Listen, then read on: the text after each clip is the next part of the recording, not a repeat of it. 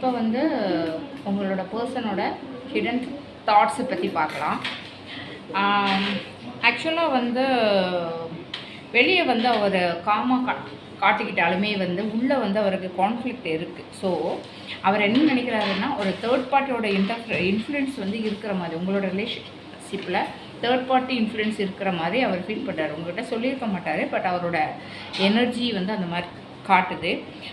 அதே மாதிரி அவருக்கு வந்து உங்கள் ரிலேஷன்ஷிப்பை பற்றி ஒரு க்யூரியாசிட்டி இருக்குது. ஸோ பாஸ்ட் விஷயங்களை பற்றி வந்து மறுபடியும் அதையே வந்து என்ன சொல்கிறது, பாஸ்ட் விஷயங்களில் பற்றி திருப்பி அதை பற்றி யோசிச்சுட்ருக்காரு. அதே மாதிரி பயங்கரமான ஈகோயிஸ்டிக் கேரக்டராக இருக்கிறாங்க. ஆனால் மனசுக்குள்ளே அவங்களுக்கு வந்து எதனால் அப்படின்னா, அவங்க ஏன் அப்படி ரெஃப்ளெக்ட் பண்ணுறாங்க அப்படின்னா, அவங்களுக்கு மனசுக்குள்ளே வந்து இன்செக்யூரிட்டி ஒரு ஃபீலிங்ஸ் இருக்கு. அதே மாதிரி ஒரு ஜெலசி ஃபீலிங்கும் இருக்குது. இதெல்லாம் வந்து உங்களுக்கு தெரிஞ்சிருக்காது. ஸோ தென் வந்து கமிட்மெண்ட்டை பற்றி ஒரு கன்ஃபியூஷன் இருக்குது.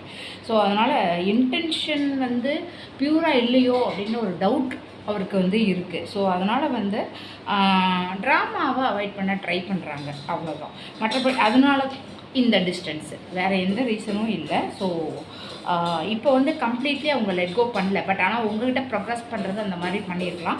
பட் ஆனால் அவர் வந்து லெட் கோ பண்ணுற மாதிரி தெரியலை. ஸோ அதே மாதிரி இதை வந்து பிடிச்சு ஹோல்ட் பண்ணி வச்சுருக்கிறாரு, அவ்வளோதான். ஆனால் எதையுமே வந்து வெளிப்படுத்துறதுக்கு அவருக்கு வந்து இப்போதைக்கு வந்து வெளிப்படுத்துகிற எண்ணங்கள் இல்லை. தேங்க்யூ. இந்த மெசேஜ் உங்களுக்கு ரெசனேட் ஆச்சு அப்படின்னா மிஸ்டேக் இன்ஃபினிட்டியை ஃபாலோ பண்ணுங்கள். டெய்லி யூனிவர்சல் கைடன்ஸுக்கு மிஸ்டேக் இன்ஃபினிட்டியை சப்ஸ்கிரைப் பண்ணுங்கள். யூனிவர்ஸ் உங்களுக்கு அன்பு, அமைதி மற்றும் செழிப்பு தரட்டும். Mystic infinity, infinite blessing give you soul. Thank you.